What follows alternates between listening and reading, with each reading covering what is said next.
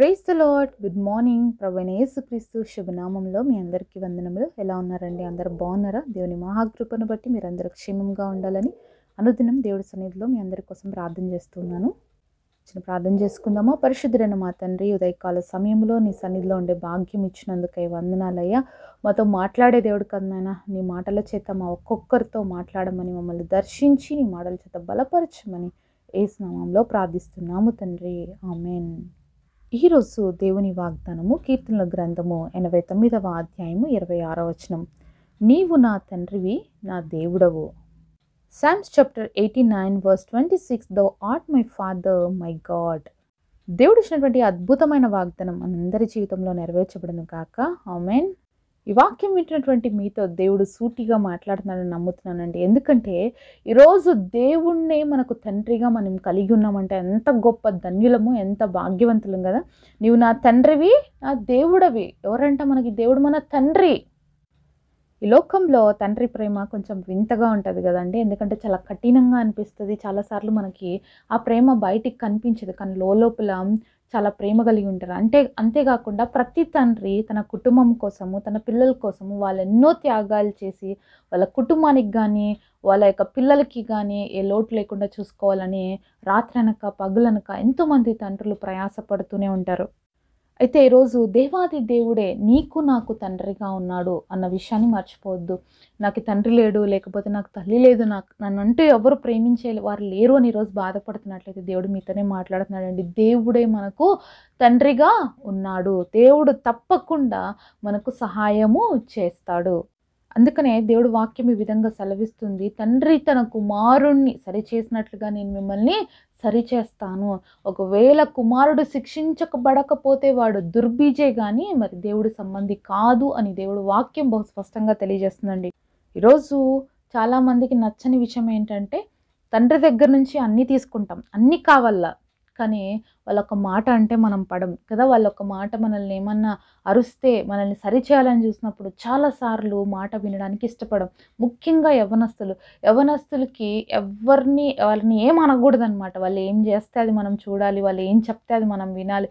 అప్పుడే వాళ్ళకి బాగా అనిపిస్తుంది. ఇది అలా కాదు ఇలా అని చెప్పి వాళ్ళని కరెక్ట్ చేస్తే ఇంకా వాళ్ళ నుంచి ఈగో అనేది బయటకు వస్తుంది అనమాట. చాలామంది యవనస్తులైన బిడ్డలు ఈ విధంగానే ఉన్నారు. అయితే దేవుడి ప్రియమైనటువంటి యవన బిడ్డల ఈ మాటలు వింటున్నట్లయితే దేవుడు మీతో మాట్లాడుతున్నారు. మొదటిగా దేవుడు మనకి తండ్రి అనే విషయాన్ని గుర్తుపెట్టుకోండి. అలాగే ఆ మాదిరిగా మనకు తండ్రిని లోకంలో ఇచ్చారు. మరి వారు సరి చేస్తున్నప్పుడు, వాళ్ళు మనల్ని గద్దిస్తున్నప్పుడు వాటిని మనం తీసుకున్నట్లయితే మన జీవితాలు కరెక్ట్ చేయబడతాయి, మన జీవితాలు బంగారు భవిష్యత్తుగా మార్చబడతాయి. అలాగే ఒకసారి మనము యెషయా గ్రంథము 64వ అధ్యాయము 8వ వచనం చూద్దాము. యెహోవా, నీవు మాకు తండ్రివి, మేము జిగటమన్ను, నీవు మాకు కుమ్మరివాడవు, మేమందరము నీ చేతి పని అయి ఉన్నాము. యెహోవా, నువ్వు మాకు తండ్రివి. ఎవరంట మనకి దేవుడు? మన తండ్రి. అయితే మనం ఆయన చేతిలో మరి జిగ్గటమనులాగా ఉన్నాము. ఆయన మన పరమ కుమ్మరి. ఒక తండ్రి కుటుంబాన్ని కానీ తన బిడ్డల్ని కానీ ఒక కుమ్మరిలాగా అనేక సార్లు సరిచేయడానికి ప్రయత్నం చేస్తూనే ఉంటారు. అలాగే షేప్ అవుట్ అయిన ప్రతిసారి ఆ కుటుంబాన్ని కట్టుకోవడానికి, అలాగే ఆ పిల్లల్ని సరైన మార్గంలో నడిపించడానికి కూడా ఒక తండ్రి అలాగే ప్రయాసపడాలి. అలాగే చాలామంది తండ్రులు అలాంటి స్థానంలో ఉన్నారు. అయితే దేవాది దేవుడు మన పరమ కుమ్మరండి. ఈ లోకంలో తండ్రులకే మనం చేసే పనులు బట్టి కొన్నిసార్లు విసుగు రావచ్చు, కొన్నిసార్లు కోపం వస్తుంది, కొన్నిసార్లు మనల్ని అరుస్తారు, ఇలా ఎన్నో చేస్తారు. కానీ మరి పరలోకపు తండ్రి మన జీవితాల్లో ఎలాగున్నాడంటే అనేక సార్లు మనం దేవుడికి విరుద్ధంగా పాపం చేసిన, అనేక సార్లు ఆయన మనసును బాధ పెట్టిన ఇంకా క్షమిస్తూనే నీ కోసం నా కోసం నిలబడుకునే ఉన్నాడండి. పరమ కుమ్మరైనటువంటి దేవుడి చేతిలో జిగటం మట్టిగా ఉన్నటువంటి మనం అనేక సార్లు జారిపోయాం. అనేక సార్లు ఆ యొక్క పాటర్ పైన పెట్టి దేవుడు మనల్ని ఒక మంచి షేప్ ఇవ్వాలని ఆశపడిన ప్రతిసారి ఆయన చేతిలో నుంచి తప్పించుకోవడానికి, ఆయన చేతిలో నుంచి వెళ్ళిపోవడానికి మనం చాలాసార్లు ప్రయత్నం చేస్తాం. చేస్తాం. అయినప్పటికీ దేవుడు ఇంకా మనల్ని హోల్డ్ చేస్తూ ఒక మంచి పాత్రగా నేను తయారు చేయాలనుకుంటున్నాను, నువ్వు నా చేతిలో ఉండు అని దేవుడు అనేక సార్లు మనల్ని పట్టుకుంటున్నాడండి. కానీ మనమేమో జారిపోతున్నాం, అనేక సార్లు దేవుడికి దూరంగా వెళ్ళిపోతున్నాం. కానీ ఆయన మన పరమ తండ్రి కాబట్టి ఎన్నిసార్లు మనం ఆయనను విసిగిచ్చినా, ఎన్నిసార్లు ఆయనను దుఃఖపెట్టినా, ఎన్నిసార్లు ఆయన మనసును మనం గాయపరిచినా ఇంకా దేవుడు మనల్ని ప్రేమిస్తూనే ఉన్నాడు. ఇంకా తన ప్రేమను మన పట్ల కనపరుస్తూనే ఉన్నాడు.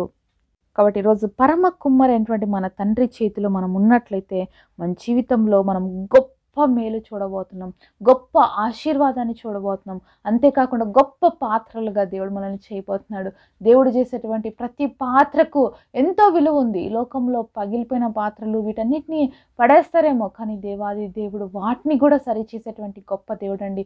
ఈరోజు పగిలిపోయిన జీవితంలోనూ ఉన్నావా, విరిగిపోయిన స్థితిలోనూ ఉన్నావా, దేనికి పనికిరావని లోకం నిన్ను త్రోసేసిందా, నువ్వు ఎవ్వరికి పనికిరావు, నువ్వు వేస్ట్ అని చెప్తుందా ఈ లోకం నిన్నే, అయితే దేవుడు నువ్వు చెప్తున్నాడు, నువ్వు నా కుమారుడవు, నేను నీకు తండ్రిని, తప్పకుండా నేను నీకు సహాయం చేస్తాను, నువ్వు నా దగ్గరికి రా, నువ్వు ఎక్కడికి వెళ్ళొద్దు, నువ్వు నా దగ్గరకు వస్తే తప్పకుండా నీ జీవితాన్ని నేను బాగు చేస్తాను, నీ జీవితాన్ని నిర్మిస్తానని ఈరోజు మన పరలోకపు తండ్రి మనల్ని పిలుస్తున్నాడండి.